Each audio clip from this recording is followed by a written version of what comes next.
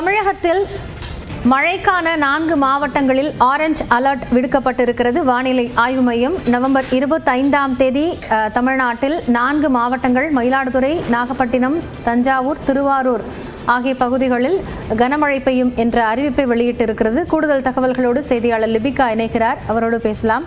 லிபிகா, அறிவிப்பினுடைய முக்கியத்துவம் என்ன? காயத்ரி, தென்கிழக்கு வங்கக்கடல் பகுதியில் இன்றைய தினம் ஒரு காற்றழுத்த தாழ்வு பகுதியானது உருவாகியிருக்கிறது. இது தெற்கு வங்கக்கடல் மத்திய பகுதியில் 25ஆம் தேதி காற்றழுத்த தாழ்வு மண்டலமாக வலுப்பெறக்கூடும் என சென்னை வானிலை ஆய்வு மையம் தகவல் தெரிவித்திருக்கிறது. இதன் காரணமாக 25ஆம் தேதி தமிழகத்தை பொறுத்தவரை மயிலாடுதுறை, நாகப்பட்டினம், தஞ்சாவூர், திருவாரூர் ஆகிய 4 மாவட்டங்கள் மற்றும் காரைக்கால் பகுதிகளில் ஓரிரு இடங்களில் கன முதல் மிக கனமழைக்கான வாய்ப்பு இருப்பதாக தெரிவிக்கப்பட்டிருக்கின்றது.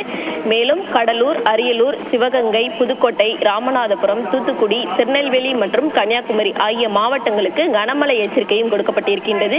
தொடர்ச்சியாக தமிழகத்தில் பல்வேறு மாவட்டங்கள், குறிப்பாக டெல்டா மாவட்டங்களுக்கு வருகின்ற 29ஆம் தேதி வரை கனமழைக்கான எச்சரிக்கை கொடுக்கப்பட்டிருக்கின்றது.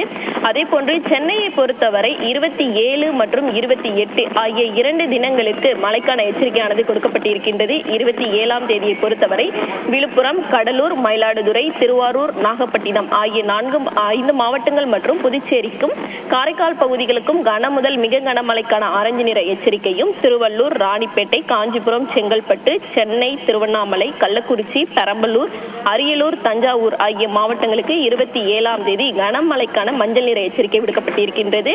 தொடர்ச்சியாக 28ஆம் தேதியும் சென்னை, திருவள்ளூர், காஞ்சிபுரம் ஆகிய மாவட்டங்களுக்கு கனமழைக்கான எச்சரிக்கையானது விடுக்கப்பட்டிருக்கின்றது. காயத்ரி,